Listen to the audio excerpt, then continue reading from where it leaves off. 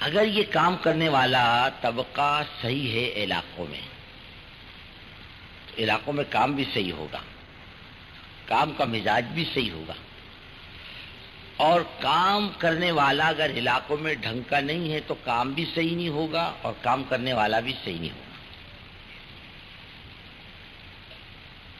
اور صحیح کیا ہے جو اپنے بڑے بتلاتے ہیں، اس میں اپنی مرضی کو، اپنے مزاج کو، اپنے تجربے کو کوئی دخل نہیں، اپنے علم کو کوئی دخل نہیں کہ میں جانکار ہوں، میں بھی پرانا ہوں، میں بھی شانہ ہوں، میں بھی اپنی ترتیب چلاؤں گا۔ فرمایا نہیں، اس کی گنجائش نہیں،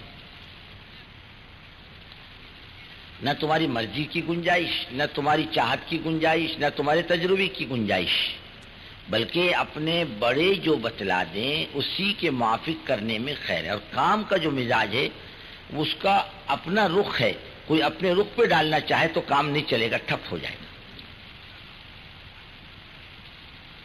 اور اپنے بڑوں سے پوچھ کے کرنا یہ اثر ہے، اپنے بڑے بتلا دیں ویسے کرنا۔ اللہ جس سے کام لیتا ہے کام کا مزاج بھی اسے سمجھاتا ہے، جس سے کام لیتا۔ اس زمانے میں اللہ تعالی ہمارے بڑوں سے کام لے رہے ہیں۔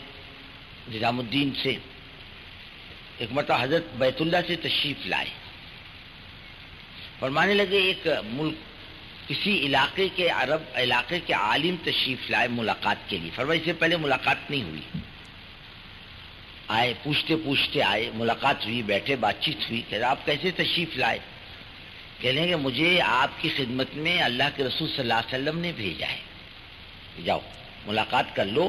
یہ وہ ہیں جن سے اللہ دنیا میں اپنی دین کی حفاظت کا اور خدمت کا کام لے گا، ان کی چلے گی دنیا میں۔ اس لیے حضرت میں آپ کو پہلے دیکھا نہیں، میں جانتا بھی نہیں، میں آپ سے ملاقات کے لیے حضور پاک صلی اللہ علیہ وسلم کے اشارے پر آیا ہوں آپ سے ملاقات کے لیے، ان کی چلے گی اب دنیا میں، اور کام آگے بھی بڑھے گا، اتنا ذہن میں بنا لو۔ یہاں جو ہم آئے ہیں بزرگوں دوستوں، وہ اسی لیے آئے ہیں، اس لیے جمع ہوئے ہیں کہ ہمارے علاقے کا کام صحیح رخ پر پڑ جائے، کام والا بھی صحیح رخ پر ہو اور کام بھی صحیح رخ پر۔ اس کے لیے ہم آئے، نہ ہی ہم دعوت کھانے آئے، نہ ملاقاتیں کرنے آئے، نہ آرام کرنے آئے، بلکہ ایک فکر لے کر کے آئے۔ اور یہ بزرگوں دوستوں بہت قیمتی چیز ہے، کام کیسے آگے بڑھے۔ اس کے لیے یہ 3 دن کی جتنی مجلسیں ہیں، جتنی اس میں جمنا،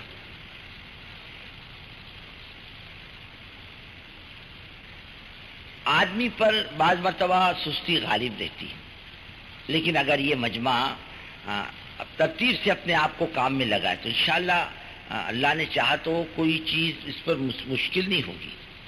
جیسے کام کے ٹائم پہ کام، آرام کے ٹائم پہ آرام، کھانے کے ٹائم پر کھانا، اگر اس پر یہ قابو پا لے،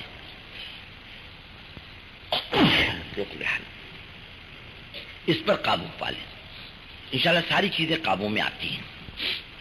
اور یہ خود ہی ارادہ کر لے کہ مجھے جمنا نہیں ہے تو پھر کسی کا جمانا بھی مشکل ہے۔ اور جمنے میں بزرگوں دوستوں آدمی کا فائدہ ہے، نہ جانے کون سی گھڑی کب آ جاتی ہے، کون سا موقع کب آ جاتا ہے، کوئی بات دل کو لگتی ہے اور دل کی دنیا بدل جاتی ہے، کسی کی کیسی بات کیوں نہ ہو۔ اب آپ نے فضائل صدقات میں پڑھا ہوگا، حضرت فضیل ابن عیاض رحمۃ اللہ علیہ ایک بزرگ ہیں، مشہور بزرگ ہیں، وہ چوری کیا کرتے تھے ولی بننے سے پہلے۔ ایک دن کسی مکان کے اوپر چڑھ رہے تھے، کوئی اندر کلام پاک کی تلاوت کر رہا تھا، کون کر رہا تھا اس کا تذکرہ ہی نہیں، ایک اللہ کا بندہ کر رہا تھا، الم یعن للذین آمنوا ان تخشع قلوبهم لذکر اللہ، کہ اللہ کی طرف رجوع کا موقع نہیں آیا، پر میں آ گیا اتر گیا۔ نہ لمبا چوڑا بیان، نہ لمبی چوڑی تقریر، ایک جملے نے زندگی پلٹ دی، ایک جملہ۔ گھڑیاں ہوتی ہیں کچھ اللہ کی طرف سے، قبولیت کی گھڑیاں۔ ایسی یہاں کی جتنی مجلسیں ہیں ان میں جمنا، ایک بات. پھر یہ آنے والا مجمع جو ہے یہ نیوں کا تو ہے نہیں، پرانوں کا، جو اپنے علاقوں میں کام لے کر چل رہے، اپنے ضلعوں میں کام لے کر چل رہے، فکر مند ساتھی ہیں. یہ وہ مجمع ہے.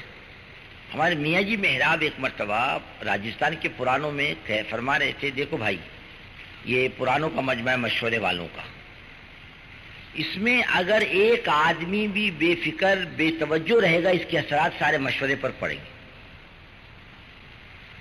عبادت کا معاملہ تو ایسا ہے کہ اللہ نے 4 کی نماز قبول کر لی تو پورے مجمع کی نماز قبول ہو جاتی ہے. لیکن دعوت میں مسئلہ ایسا ہوتا ہے کہ 1-2 کی غلطی سب کو لے کر ڈوبتی ہے. جیسے آپ کے عہد کے اندر اجتہادی غلطی بیچاروں کی، جان بوجھ کر نہیں، چلو اب جنگ ختم ہو چکی اور اللہ کے رسول صلی اللہ علیہ وسلم کا حکم وقتی تھا، جگہ چھوڑ دو. کسی نے منع بھی کیا، نہیں جگہ میں چھوڑنے کا، جنگ ختم ہو گئی اب کیا رکھا ہے، چلو، بس وہی ناکامیابی کا سبب بنا. تو 1-2 کی غلطی سب کو لے کر ڈوبتی ہے،